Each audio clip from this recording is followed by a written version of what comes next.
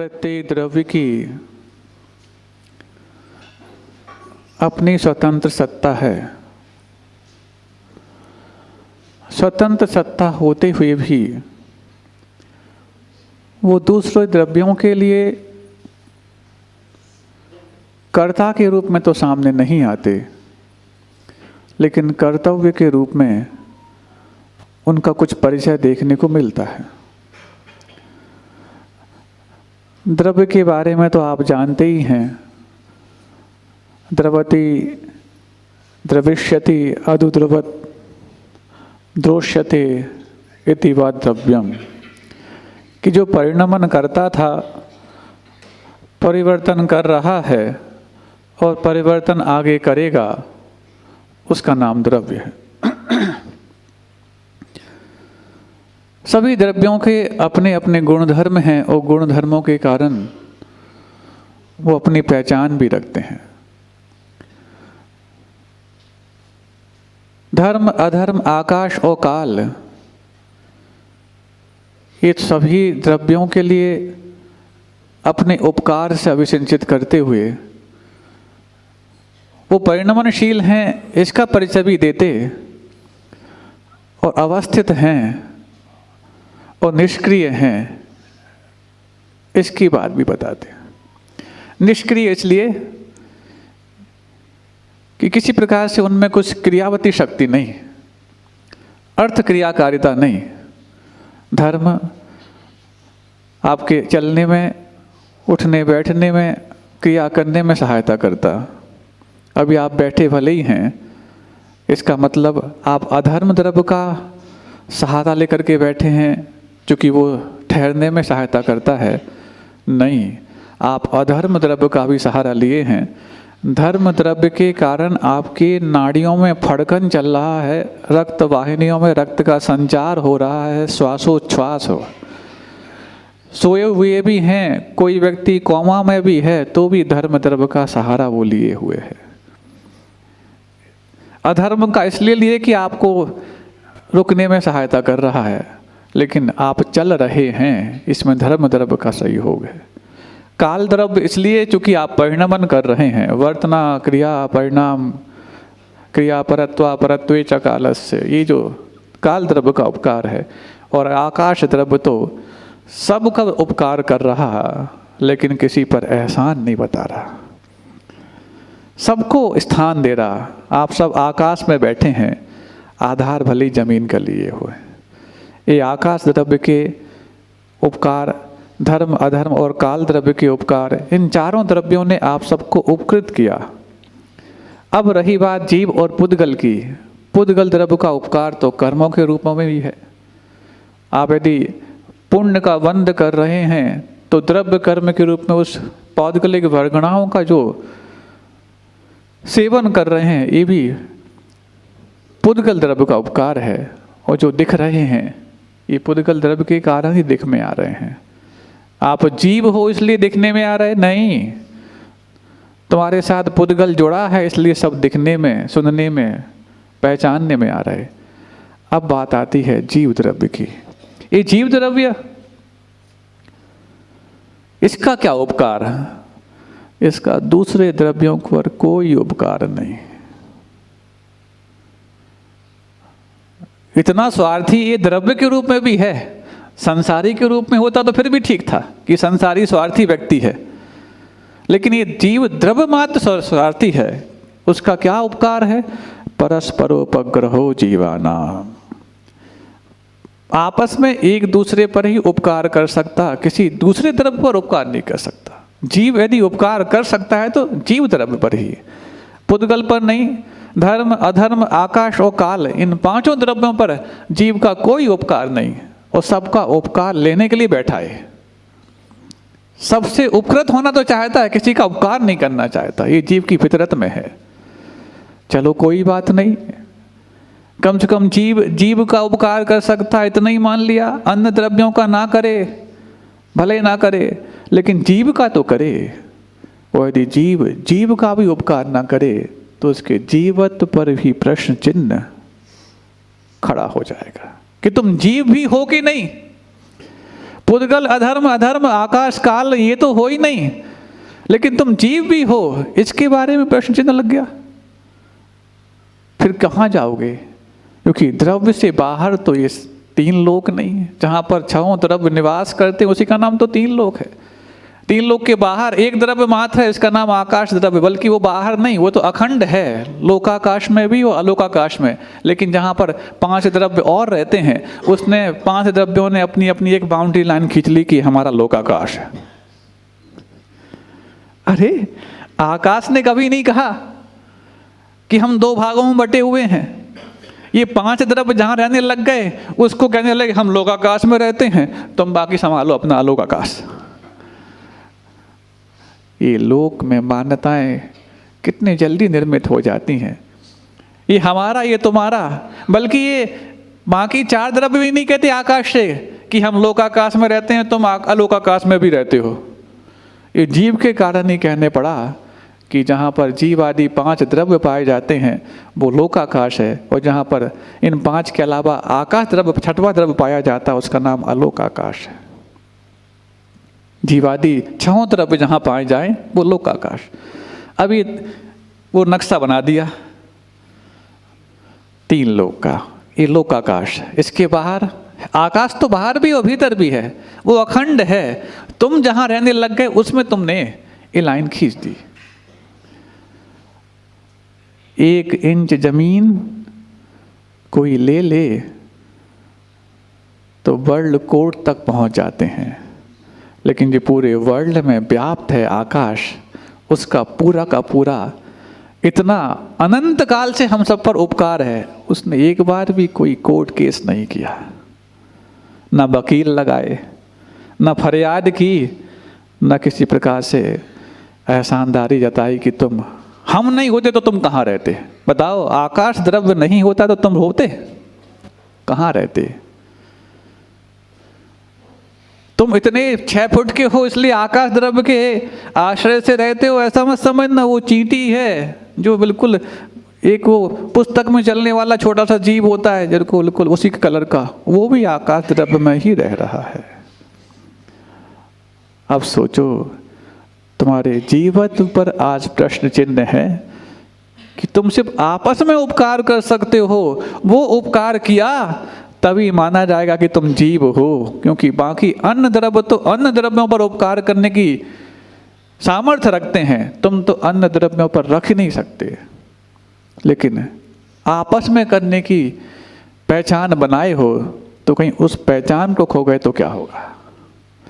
परस्परोपग्रहो जीवानाम, जीवानाम कहा, जैना नाम भी नहीं कहा।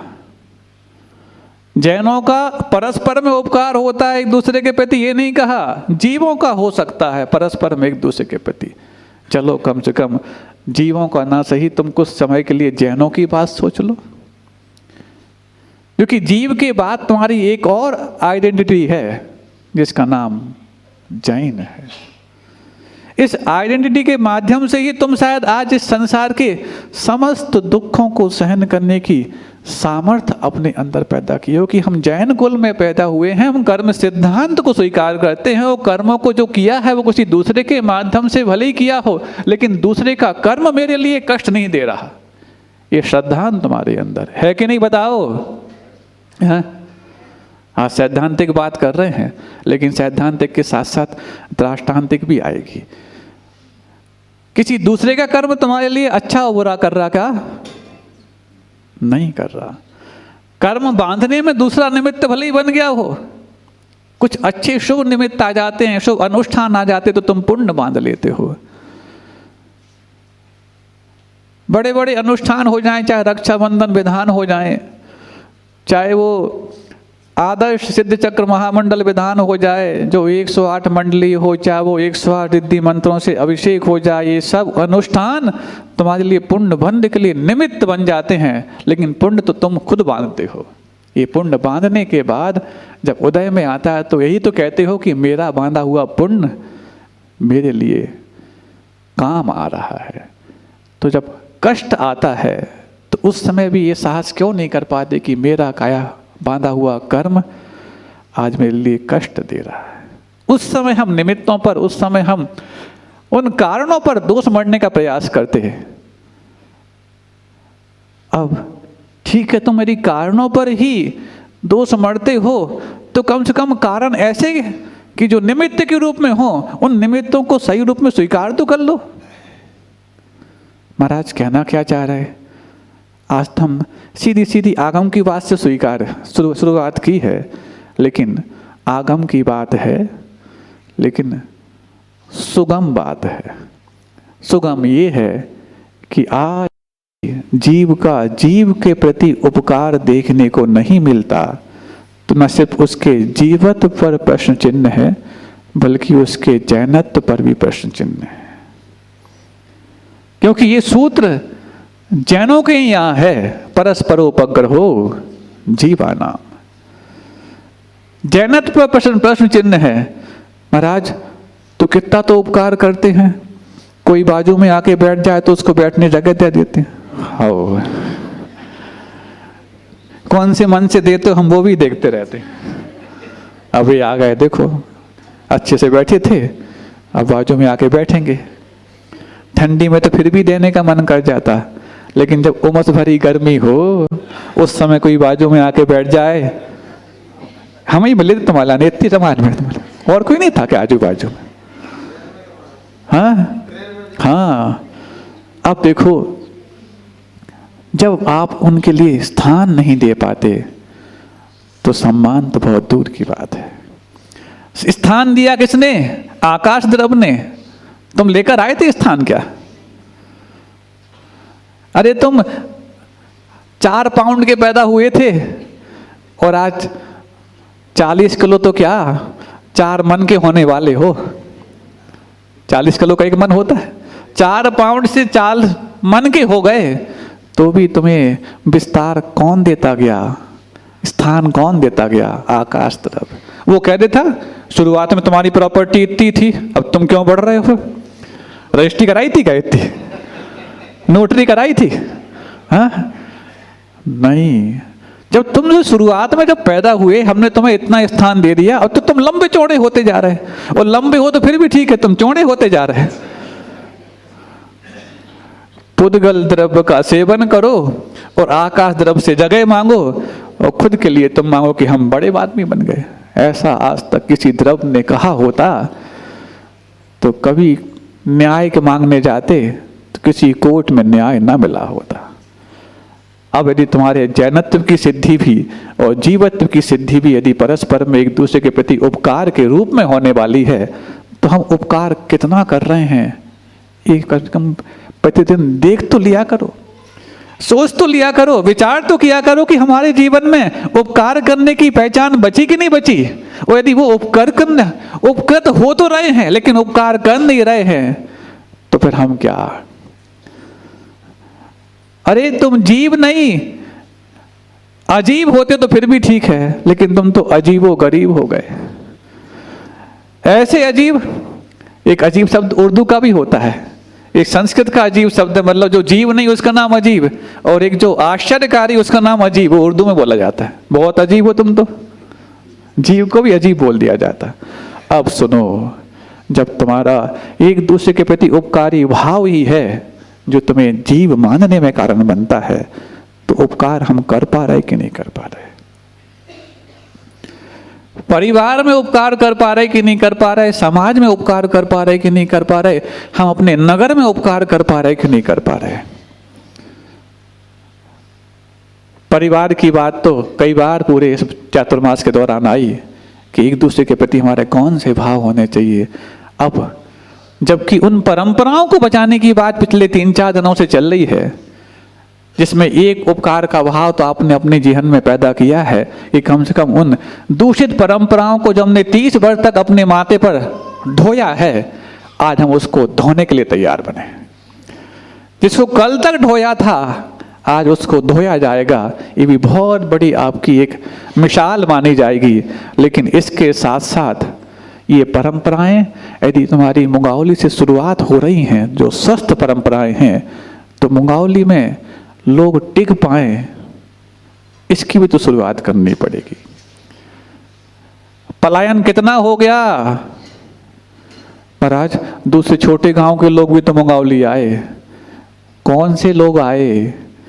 जो सीनियर सिटीजन हैं। युवा शक्ति तो तुम्हारी पलायन करती जा रही है, कुछ पढ़ने के बहाने, कुछ करने धरने के बहाने, और कुछ निकम्मे हो गए इस बहाने। क्यों? यदि यहाँ पर एक दूसरे के प्रति हमारा ये उपकारी भाव नहीं रहा कि हम उसके व्यवसाय में सहयोग करें, तो तुम समझना तुम्हारा का पूरा जो संपत्ति का, प्रॉपर्टी का ढांचा है वो ढेर होने में देर नहीं लगेगा। जब यहाँ पर कोई भोगने वाला नहीं रहेगा तो प्रॉपर्टी किस काम की? भोगने वाला रहे लेकिन सहयोग देने वाला नहीं रहेगा तो प्रॉपर्टी किस काम की? और सहयोग देने वाला रहे कैसे? जब उसके रोजगार की व्यवस्था ही नहीं बनेगी यहाँ पर, तो वो रुकेगा क्यों? सुन रहे हो? बहुत चिंतनीय विषय है। 2-3 दिनों में आपने वो विषय सुने जो आपकी समाज की संस्कृति को संभालने वाले हैं। लेकिन संस्कृति तो संभलेगी तब जब पहले तुम्हारी रोजी रोटी संभले। महाराज तो क्या करें? सुनते हैं पहले एक बड़ी तहसील थी मुंगावली, अब इसमें से 2 तहसील और बना दी, इसलिए रोजगार कम हो गया। दूसरों पर आरोप देते हो। तुम भी तो कभी किसी दूसरी तहसील से अलग हुए होगे पहले, कि शुरुआत से तुम्हारी अपनी आइडेंटिटी थी क्या?